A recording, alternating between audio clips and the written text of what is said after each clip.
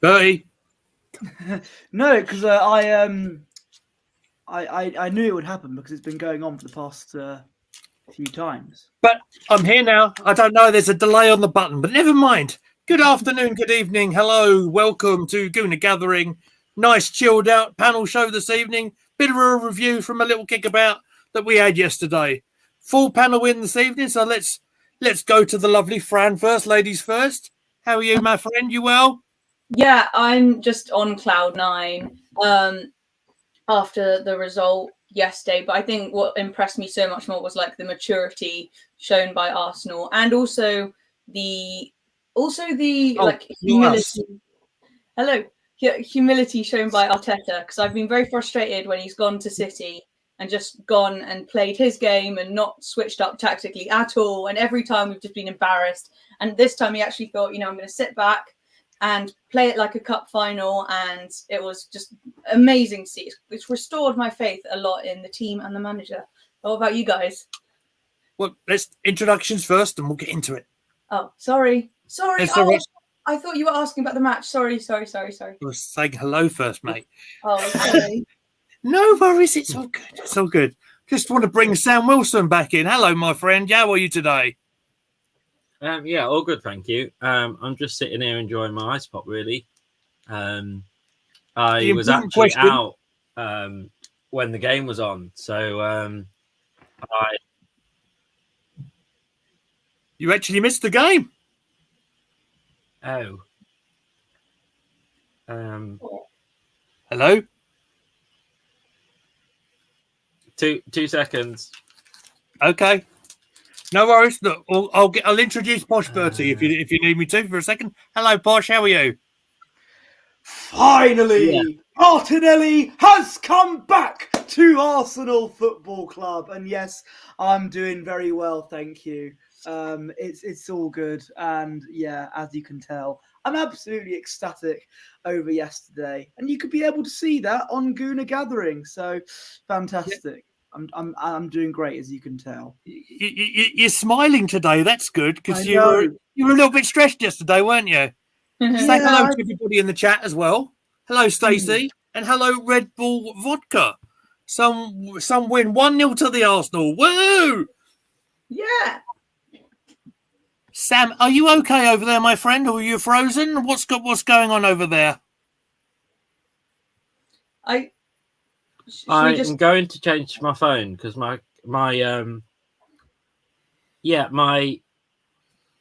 laptop is just making you all jittery. So I don't know what's happening. We'll go with this. Bear with me. No worries. Well, let's get into it. Let's just have a look. Emerson Alan Cosia. I'm going to give that a go and a name in the chat. Good evening, all. So, all right. So let's. I already know Bertie's thoughts on the starting line. Oh my goodness, we nearly had two Sams. Yeah, that should be better. Just hold the phone. You'll get half a screen, but at least you won't be jumping all over the place. No worries. This is professional, boys and girls. Sorry about this. We'll get underway in just a second, hopefully. Now I can't see anything. Oh God. Right. I'm back. Everyone cleared. Right. Are we all good now, everybody? Let's hope so. All right. Okay. Well, I know Posh's thoughts because we did the game yesterday. It's still up there if you want a good laugh. So I want to go to Fran first on team lineups, and Posh's reaction initially on Twitter or X was a little bit extreme. I think he might have a different view on how we set up. And what did you think of the lineup? I was actually like a little bit surprised, but then had a think, and I was actually quite happy about it, because what I definitely wanted was like a double pivot and for us to set up defensively focused. rather than all out attack. If you had like Vieira there or something, so I by seeing Jorginho in there and Rice, I thought we've got two really good defensive kind of calm midfielders, and from there I hoped that it was going to be a defensively focused team, and it turned out it was. So I was a bit dubious. I was happy to see Trossard. I'm not Nketiah's biggest fan, but the defense and midfield I was so happy with. What did you think? Well, I think it'd be rude not to ask my second guest in there first before I don't, because I gave my views on air. Sam, what did you think on the lineups? I was actually out at a meal at the time, so Jade was there going, "Oh, turn it down! The whole restaurant can hear it." I said, "Well, they want to hear it, don't they? Because it's so important." Yeah. And I screamed when we scored, because I didn't really know what to do, because they kind of were getting a little bit kind of confident just before we scored, and they were kind of having a little bit more of the ball. So I thought, I can see what's coming here. We've held out for this long, but yeah, thankfully, it was what we wanted, and it feels really weird. It's actually the first time that they've lost 4 games consecutively since something like 2018. It's crazy. But yeah, it shows how important one player is. Absolutely does. Right, let me just try and clear that. Hopefully that will go. So when I saw the lineup, I was thinking to myself, look, we're obviously. I was thinking it's important that we don't lose the game before we win the game, if you understand what I mean. And therefore, I thought it was quite clever of us to set up like we did. Franz mentioned the double pivot. It suggested to me that, okay, if we're playing Jorginho, that perhaps Thomas Partey isn't quite ready to play. Otherwise, they probably would have gone with him. It was great to have him on the bench, to have him available. It's also great to have Martinelli as an option on the bench. I thought it made sense, and Nketiah playing up top because, well, he's just the best centre forward we've got. And I'm playing with you. Of course, I'm playing with you. But it is going to be always going to be the central striker in this game. I felt being supported in a very important role, on one side by Jesus, and to start with Trossard, and that's how we set up. So, Posh, you were quite angry, I think, initially about the team sign up. There was probably some things you might have done differently. Yeah, so when I originally saw the lineup, I would say I was completely perplexed is an understatement, but I was confused, definitely. I thought also Jorginho, after seeing him play against Tottenham a few weeks ago, are we really going to risk him against Man City in the biggest game that we've had this season so far? Don't get me wrong, having Rice in there is brilliant. I get that, and Jorginho, but Jorginho can do a good job when he turns up, unlike against Tottenham. Yeah. But when you've got Partey, who is back from injury, I thought I probably would have started him. I mean, he came off the bench and did a decent job, and I've been crying out for, as soon as Partey's ready, Partey, Rice, and Odegaard in midfield. That's our best midfield, in my opinion, and that's a midfield we need to use in games like this.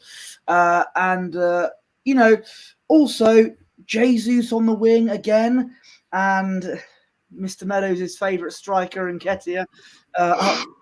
I wasn't keen on it at all. So I mentioned Nketiah. There's something I'd take into regarding what happened before we went on air. But yeah, I wasn't particularly pleased seeing Jesus on the wing, and obviously Saka didn't. Was it a late fitness test that he didn't pass? I don't know, but probably shouldn't have started him in midweek. I reckon it was mind games. So Arteta trying to send kept down the wrong track. And I imagine he was surprised that Saka wasn't starting, because I mean, all of us thought he would by the comments that we'd seen and stuff. So seeing the likes of Jorginho and Nketiah in the team, I was a bit stressed and mad.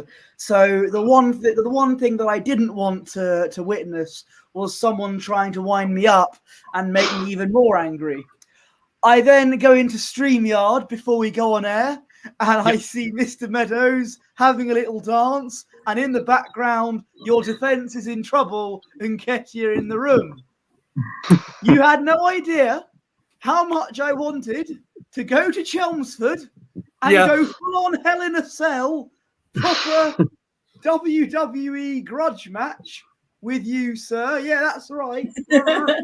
And but luckily I restrained my anger and we ended up winning the game, and it was all good. To be fair, you have to understand, I have to play my role, okay? I've got this gimmick now. I have to live with it, right? I was a bit disappointed that we didn't play Reece Nelson, to be fair. I don't think we're giving him a fair run of things. Because, to be honest, for me, he offers more to us, and he's much more dangerous to the team that we're playing against than Nketiah is. Because unless you're going to physically keep pumping the ball up to Nketiah, which we don't, that's just not us. It's not how Arteta wants to play football. So, to me, you're better off playing Reece Nelson there and then bringing Nketiah on maybe when a team's run around for 70 minutes, and then he can kind of hold the ball up. And I don't get it. I think there must be something in his contract where he's got to play a certain number of games for Arteta, because he clearly really, really likes him and sees something that I'm maybe not seeing. Natural number 9 striker. He's a born predator. He's a goal scoring machine. He's the England under 21 record goal scorer. I don't see where the issue is. Can I just say before we carry on, a couple of names in the chat we want to say hello to. I think Sam might know who Jade might be. Yeah. So big hello to her. Say nice to see you in the chat. Guna Forever's in as well, of course.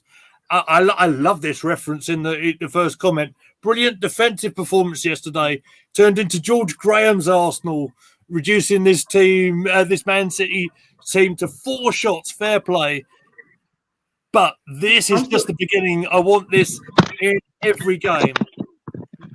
Oh, goodness me, Sam, you're all right there, mate. I had it popped up and it just kind of got a mind of its own and just decided to... We've all been there. Drift offside like Nketiah does a lot. Yeah. Oh, that was annoying. That was annoying. All right, well, we're nitpicking a little bit there, aren't we? Rather than go completely toe-to-toe with all the tactical bits and pieces or every single minute of the game, probably want to bring up a couple of outstanding performers.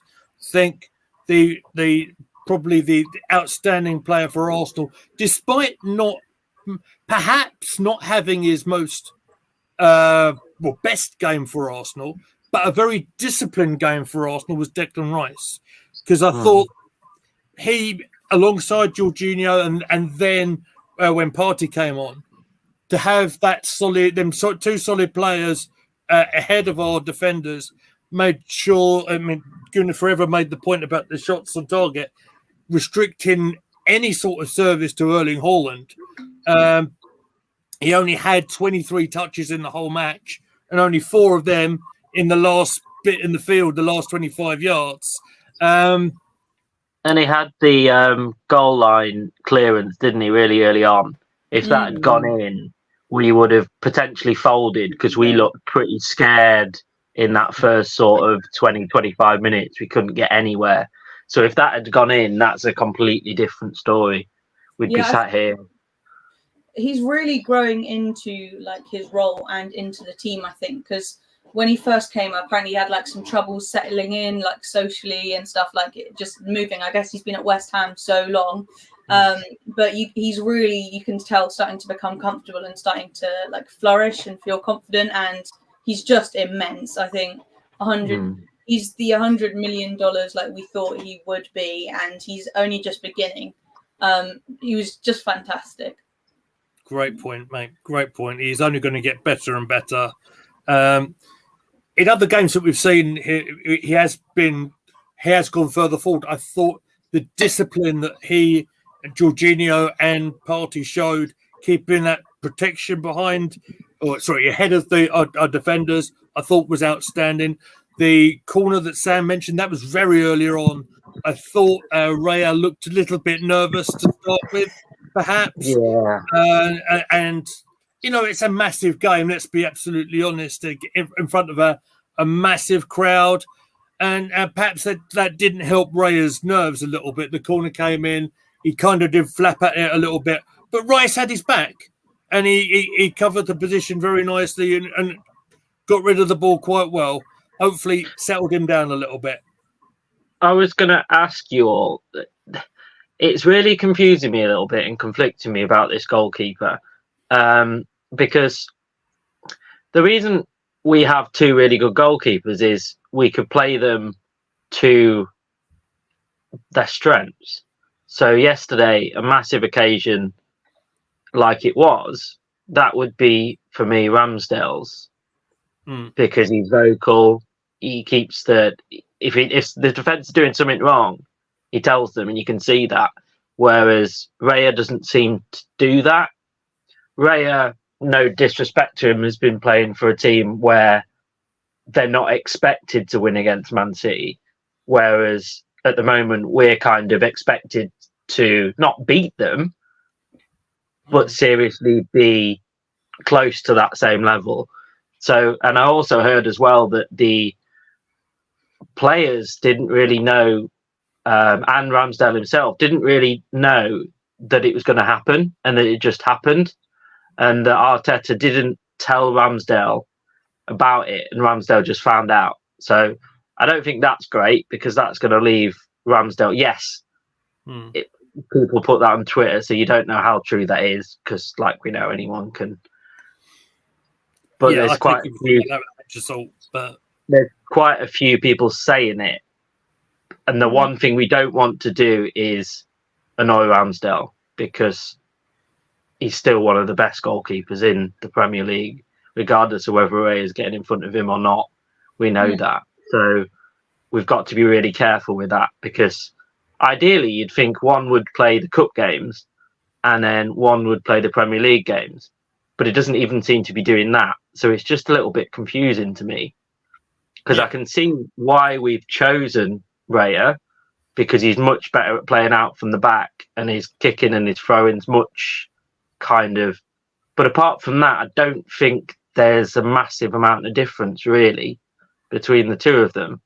And it's probably better if you're going to have a goalkeeper that's really vocal and sorts out the defence, because Arteta can't shout to everyone, can he? He can only get to certain players. So yeah, it's just really weird. I just don't know what everybody else thinks really. I'll go on next first. Sorry, Fred. I will go just quick and then I'll throw to you next. The reason we've got Raya in, I think, is to replace the experienced Matt Turner. And obviously, although Matt never really played in, I don't even think he played a match in the Premier League for us. He's an experienced guy who you probably would have more faith in than the other goalkeepers. Hine, for example, it doesn't necessarily fill me with confidence. But then again, he's a young goalkeeper.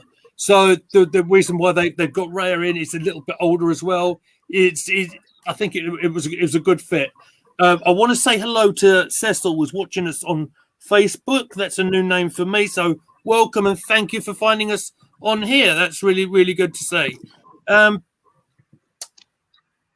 Just Gunnar Forever saying on the Raya point, he slowed the game down where Ramsdale would have played it quickly, if you know what I mean. I suppose so. One thing I will say about Raya is, although he had a bit of an iffy start to the game, and of course there was that moment where we thought that Alvarez had scored, after the interception from the goal kick. His handling it actually, I thought, was pretty solid all game, coming out of crosses.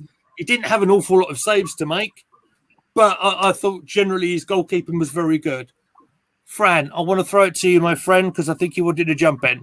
Yeah. So Sam, it was in answer to your question, like not really getting the whole Ramsdale Raya thing, and I was initially really hopeful, thinking that this is going to be really good, because I've been like a goalie in hockey. I know it's not the same sport, but it was like quite high level, and it was me and one other for the county team, and it was we really pushed each other on, and sometimes she would play, sometimes I would play. Really made each other better. So there is that, but then I think he was kind of basically he's wanted. Apparently he's been interested in Raya since before he got Ramsdale, and I think Raya, the opportunity was there. It was like, well, if we're gonna replace Matt Turner, why not get this guy? We can get him on loan, I think it's clear to me that he just rates him so highly that now it's just Raya's first choice. And I do think it's a bit, I think, to soften the blow to Arsenal fans, he was talking about how it would be merit based. So whichever goalkeeper was better for each game they would play, or if they would kind of switch in and out like tactically. But I don't think that's the case, and unfortunately I think it's just a new first choice goalkeeper. But it could really push Aaron Ramsdale on to upping his game.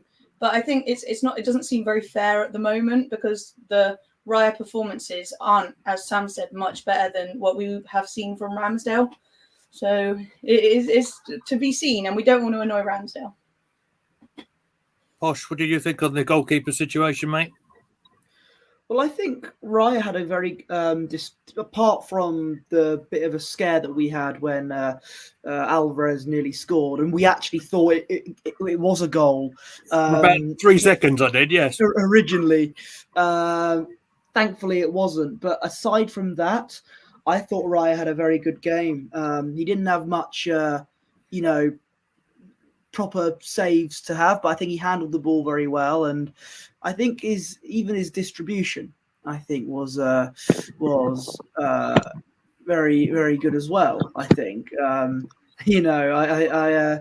apart from that one time you said when he had the ball with his feet and you kept shouting, "Pick up the ball!" Literally just right at the end of the game, I got so stressed. Uncharacteristically, I lost the plot completely. It's one of the funniest clips I think we've put up on the channel. So we'll have to watch it later on. Can I just add, he is savvy about that kind of thing. I think he's got a bit more experience with the darker sort of tactics, like the time wasting and stuff. He's a bit better at that than Ramsdale. Yeah. But sorry to cut in. It's all right. It's an open panel. We can chill and relax and enjoy it. Just to say, guys, if you haven't already, hit that like button for us. It really helps us out, gets the word of Gooner Gathering out there a little bit. If you enjoy what myself and my illustrious panel are going on about tonight, it just really helps us grow. So if you could do that for us, that would be absolutely amazing. One of the reasons I think, as well as having the defensive pivot in front of the defenders, as well, keeping Holland quiet, is probably the two centre backs. Probably good to talk about Gabriel and Saliba, brought together after the strange breakup at the start of the season, for goodness knows whatever reason. I know what Posh is going to say, but. But I'm hoping now that Partey is back, he stays in midfield. That's what I'm praying for. Same. Yeah, I think it's right. And the pair of them are so solid. I believe there was a comment up a little bit comparing them to. Let me just see if I can. I've got it. Yeah, thank you very much. Let me just. I can't see the comment come up, mate. Saliba and basically it says Saliba and Gabriel. We haven't had a partnership like that since Toure and Campbell. Okay. So, which that's because Shelby and Vermaelen or Squillaci. Anyway, there you go. Geordie Lee's in the chat saying, "How we're the lads." Are we the lads? Yeah. I think this is. I think it right. Good to have you here, my friend. Thank you for joining us. So it's weird, isn't it? Because we normally have one centre back that's really good, and then the other one that's not so great. So it's just nice to have both that we can rely on and not be heavily reliant on one or the other. I really hope they stay fit, though. I really worry. I mean, who are our centre back? I'm not going to be negative. Whatever. They were fantastic. And they're so good that I just really worry about losing them because they're so good. Well, and it's quite difficult for Saliba to play football, not with both a potential injury and with Haaland in his back pocket as well. Like, it's quite difficult for him to do it, but he managed to pull it off. It was fantastic. Apparently, Haaland. So I was listening to the Gooner talk. Tom Canton. He was like, or was it Harry Simi? One of those guys. So they get like the mic, the press passes and stuff. And he was in there like interviewing players and stuff in the mic zone. And apparently Haaland, like, he came off the pitch and he was like actually fuming. Like, he had his hood up, his headphones in. He wasn't speaking to anyone. Apparently he was like really grumpy. Which makes Kyle Walker was not having any of it. Oh my gosh, yeah, he wasn't happy at all. I saw that. It's not great, is it? So basically, he was having a go at Arteta or one of our players. They ushered him away, but then he kind of squared up to the security guard, and the security guard was having absolutely none of it, and just basically said, "If you want to try it, then go for it." But then he walked down the tunnel, and he made a right fool of himself. He really did. That's so fantastic. Like, they're just not used to it. They're not used to like being controlled like that, having 4 shots in the game. Haaland had 0.0 xG. It was unreal. And it was fantastic. That stat though was just shows how dominant they've been though. Like, that's the first time they haven't lost 4 they've lost 4 games in a row since, like I said earlier, 2018. That's a heck of a long time. It is a long time. They're all having a bit of a meltdown, the City fans. I enjoy whenever we play a team that lose, I take delight in listening to the opposition fans complain afterwards. And yeah, they're not happy. I don't know what they don't have a clue what it's like to lose. So that's the thing. They don't literally, because it's normally so easy for them that when they kind of fold like they did, it's just not normal. Yeah. Big shout out to our friend get me words out late. Our friend is saying, "Hi guys, hope all's well. Defending was outstanding, and it's a testament to how far we have come as Arsenal fans. We get spoiled by great performances from our midfield and attack over performing." I think it's a different style of performance, wasn't it? We called it like a chess match, didn't we? Well, it was so like one player makes a move there, and then we'll alter it this way, and it was very restricted to chances. I mean, I can only recall us having one in the first half from Nketiah, and that was about it. I think we talked about the lack of pace on either side. Probably, made us realise how much we were missing Saka for a start. I think that we have enough quality, even if we're missing Saka, clearly, like, to get a goal from somewhere. So going into the match, I wasn't so concerned about how we might score a goal, because at home we've scored two or more goals every Premier League match this season, I believe the stat is. So I wasn't worried about that. What we needed to see, because we've been so sloppy at home, haven't kept a clean sheet, was this real focus on the defence and putting aside that midfield and attacking dominance, because the goal would come if we were patient. And as Aidan said, it's just, and you were saying, it's just a different kind of performance, and one that I'm so happy to see. It's not just sticking with the same old stubborn tactics. Yeah. I'm amazed it's taken me half hour to bring up the biggest talking point that everyone's talking about in social media right now. So let's get into the Kovacic red card, shall we? Or perhaps the orange card, as it should have been. Fran's shaking her head and the eyes are going. So I'd love to hear Fran. Absolute joke. Absolute joke. And I hope I haven't seen the reaction in the media. Oh, Mile High Hotspur is here. Big up. He's awesome. Really, really nice Spurs It's fan. nice to see. I recognise the name from your chat, Fran. So, thank you for joining us, Mile High. Appreciate you. Yeah. So what was I even just saying? Yes, the double yellow. I really hope that the media is going as hard on it as they were. Everyone behind Liverpool for their a lot of comments and wanting a replay. But it feels like when it's Arsenal, like everything's just like played. They probably won't mention it, or they'll just say it's because City were weak. That's why they didn't win. I just feel like the press just. I just really hope they recognise just how unfair that is, because next week it could be their team, and it should definitely have been either a red the first time, but definitely a red for 2 yellows the second time. What did you guys think? I'm so annoyed. It was. You could hear the clubs, don't they? You could hear the pain. You could really hear the pain in Gary Neville's voice when he had to say, "Yeah, that was a red card." You could really hear him, and you could hear him like wincing behind the screen. Like I've just said that Man City should have got a red card, and I've literally defended Arsenal there, and you could see it was really hurting him. Yeah, but he's not. He could defending the team that he used to play for, their local rivals, over Arsenal. But I know they meant, it's a bit. I don't.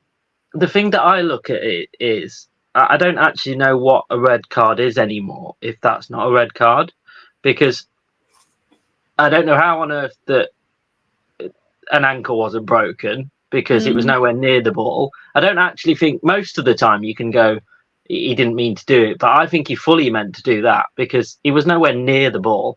He knew he was never going to get anywhere near the ball, so he just decided to basically try and injure a key part of our team. So it's so dangerous. I think the second one wasn't as bad, but you could even say that the second one was a red card as well. But apparently the rule is that the VAR can't get involved if a second yellow goes wrong. The only way that they can get involved is if it's a straight red card and or the yellow card's been given and it should be a red. It doesn't make any sense. And this is the same breath as well that could not wait. I bet. Go on, Lee. You go. Go, Fran. You're going to say what I was going to say. Go.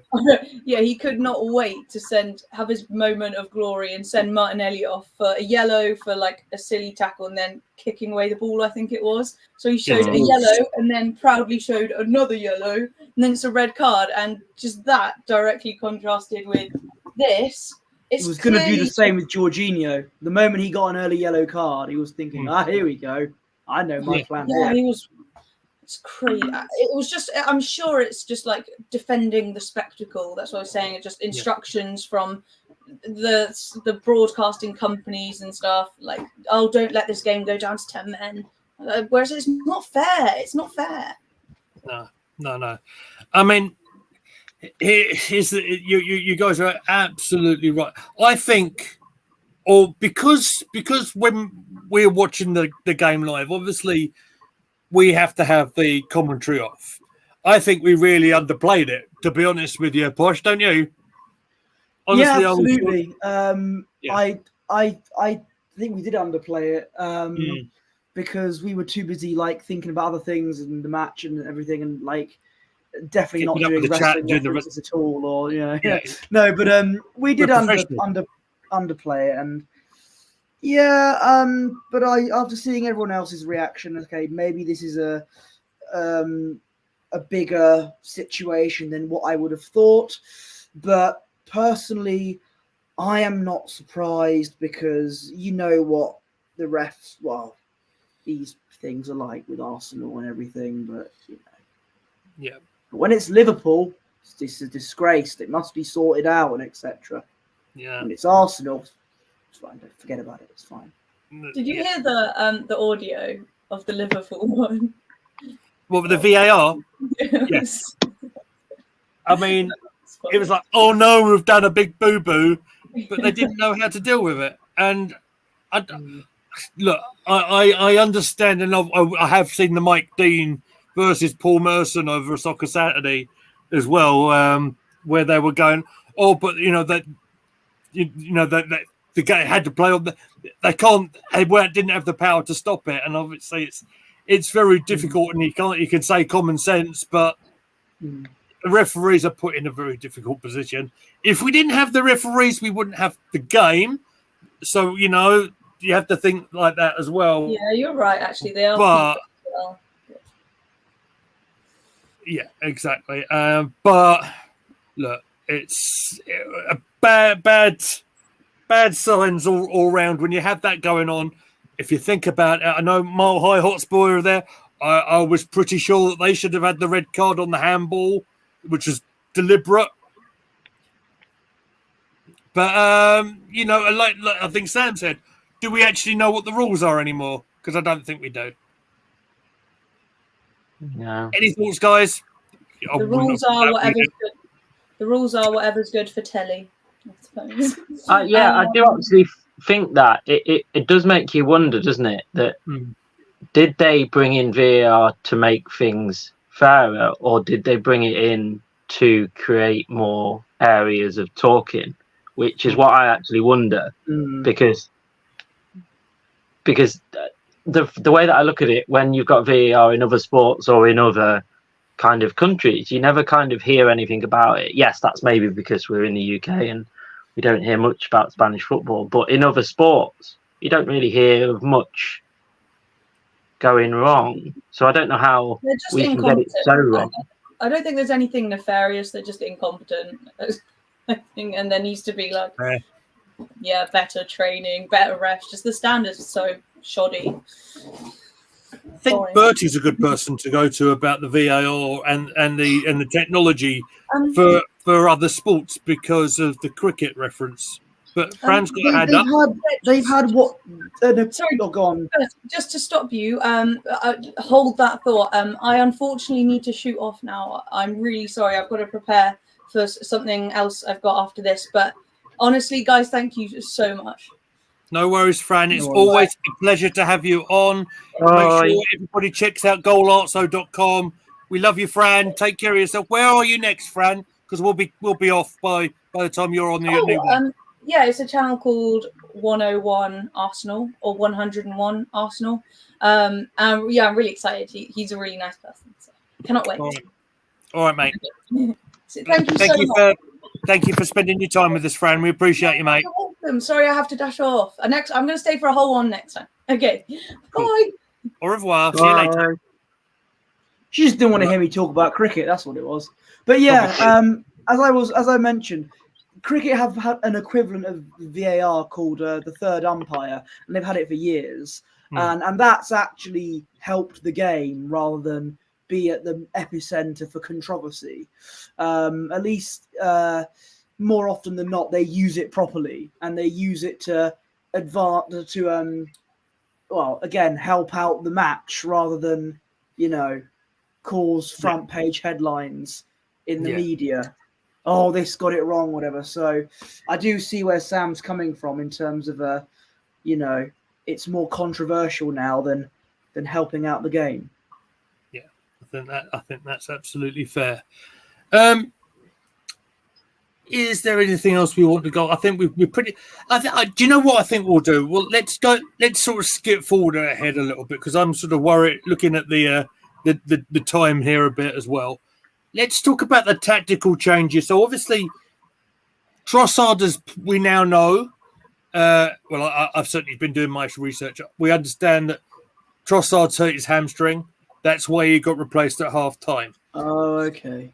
So, and he's been withdrawn from the Belgium, the international squad. Hi, Jordan. Hello, True Gooner. It's nice to see you. Welcome. Do I reckon the international breaks come at the wrong time for Arsenal and the rest of the teams in the Premier League? Yeah, probably, but international football was there. You have to play the qualifiers somewhere. It's annoying, but do you know what though? For us, just think about this. Giving Saka a bit of time because He's been now withdrawn from the England squad. Saliba has been withdrawn from the French squad as well. I don't know if you're aware. Has he hurt his toenail? I think he's got a bit of a because he's been having Haaland in his back pocket. It's taken a bit of a toll on him. Bit of a weight, yeah. Yeah. You got to watch that when you're back, don't you?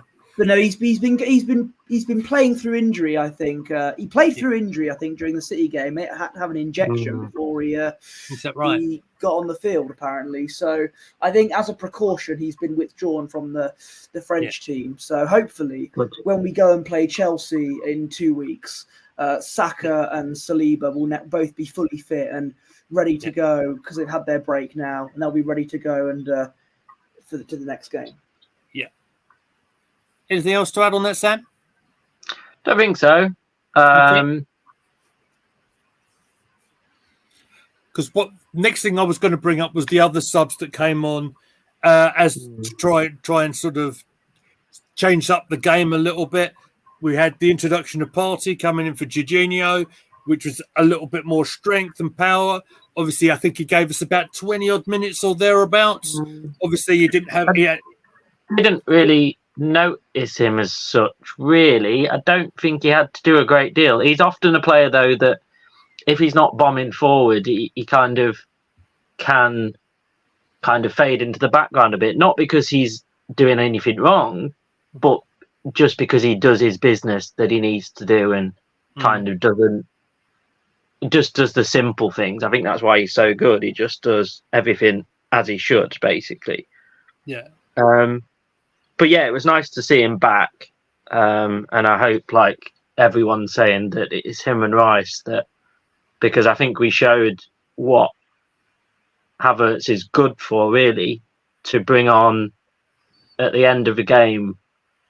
And as much as we've criticised him, which has been warranted, I would say, so far, we've got to give him all the praise, because that hold-up ball we wouldn't be here winning, having won 1-0 if it wasn't for that. So he's kind of repaid his money, well, some of his money, I think, back. Yeah, I think that's a great point. Here's the thing: the goal, and I don't know how many times this would have happened in a game. The goal was created by 4 of our substitutes. It was Partey playing it all the way over to Tomiyasu, headed that ball down to Havertz. Havertz would be strong, collected that ball, laid it off beautifully to Martinelli, who let that shot go on his left foot. Yeah, hit one of the City lads, went in the net. Don't care. Happy days for us. Header from Ake, world class. On that note, I must show you a video after this stream's finished that was just amazing. But yeah, we'll carry on. Oh, okay, fair enough. Fair enough. But yeah, he made his changes. He adapted. One thing I did notice, I said it on commentary as well, that obviously we're making the tactical change. Who was the City player? I wasn't very familiar with. I'm going to get his name. 2 seconds. It was Doku, who came on, and he looked quite threatening as well. Didn't he? Yeah. Apart from that time when he got absolutely skinned by Zinchenko, but apart from that, he did look quite threatening. Well, I think they made that Tomiyasu change as a direct result of that, and then I think he actually went over to the other side, which meant that Tomiyasu could go a little bit further forward, which meant that he had that part to play in the goal. And what a phenomenal goal it was. Great time to score right at the end of the game. And we managed to hold on. Can I just say something to do with that goal? It was Kai Havertz with the assist. And this is where I think Havertz can actually be a reasonable, but also quite good for us as in the forward position. And I'll be honest with you, would you have Havertz up front over Edward Nketiah? I think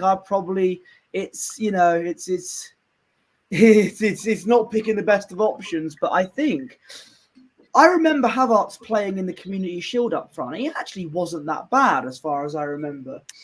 I think Havertz is better as a substitute striker.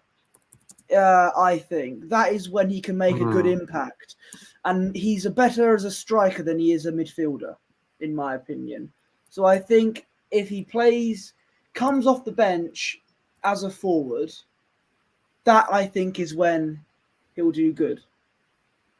Yeah. Well, I think that's fair enough. We did say he offers a threat, an option, a plan B, I think is what I said in commentary, and I think that's absolutely fair. It was to freshen things up a little bit. Nketiah would have run fair distance as well. Yeah, the change made sense, and it paid off. You're right, Posh. You said that during the City game he played up front, and he was a threat then as well. So it was great tactical move to do, and it all paid off nicely. And I'm pretty sure that's all we need to talk about, really. I think it's great to have the hoodoo broken, get that win over Manchester City after so many years. Does mean that we go into this international break joint top of the table with the Spurs. Only difference is by a goal, I believe. And Guna Forever says the North London title race is still on for the Tottenham fans. Indeed. Who's going to bottle it first? Well, so you just know a title race between Tottenham and Arsenal, and the winners will be Man City. Don't be throwing something like that. Today's a joyous occasion. No, it is a joyous occasion, and I will add one more point.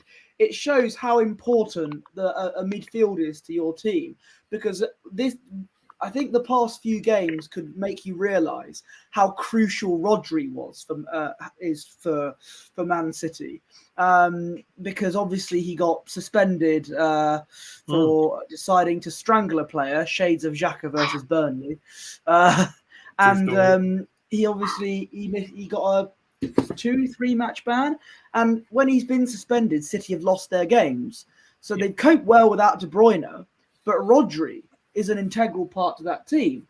So the midfield is an incredible position. You need a good, I believe Mark Goldbridge said it's the conductor. You know, you can score goals as a striker and everything, but it's the midfield that allows the services and things like that. And that's what we had with Declan Rice. You know, Kovacic and Nunes don't really do that for City. The only services Kovacic offers are 2-foot tackles to Odegaard. But yeah. So it shows how important having a good central midfielder is in your team. Jump in really quickly because I'm on 2% on my phone, so I don't want to just suddenly disappear. Absolutely, no worries, mate. So I shall, love you and leave you. And it's good to be back. It's good to have you, Sam. Thank you for joining us, mate. We'll do all your socials in a bit if you like. If you want to get out of here, mate. All right. But cheers for your time, Sam. Thanks a lot, mate. Look after yourself. Speak to you soon. So then there were two. Right, see ya. No, it's all right. So I mean, and to your point there, with Rodri missing, with Kevin De Bruyne missing there as well, that made it absolutely perfect time to play them. We couldn't get anything wrong. And absolutely essential that we got that win against them, and clearly they took it well as well from the actions of particularly Haaland right at the end. I'm still trying to find Haaland. I don't know where he went. I couldn't find him in that game. But Spurs were lucky with Liverpool, Sheffield United, and Luton.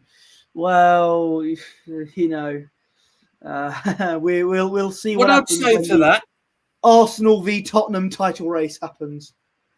What I'd say to that comment, Red Bull Vodka, is if we want to talk about Liverpool, go to Jordan's channel, because I would presume he's going to be talking about the Liverpool game tomorrow. So just check out, he's up there in the chat there, Jordan Heyman, LFC. talk to them about that one. And you know, to be honest, I haven't even seen Tottenham versus Luton.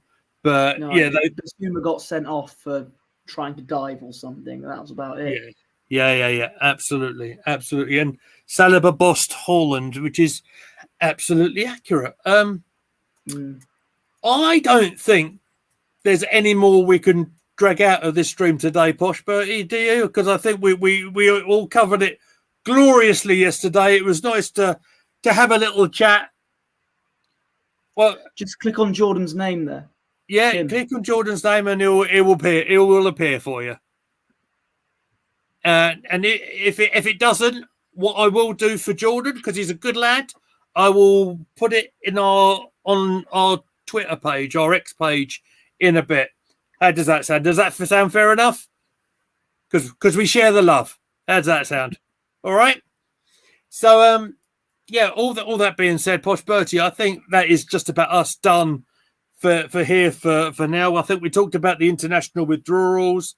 So yeah, I think we're just about done. So let's put up the socials. I'll let you go first, then I'll go through the other guys. Where can they find you? You can follow me on Twitter or X at Posh Bertie, and my Instagram is at Bertie Wanless.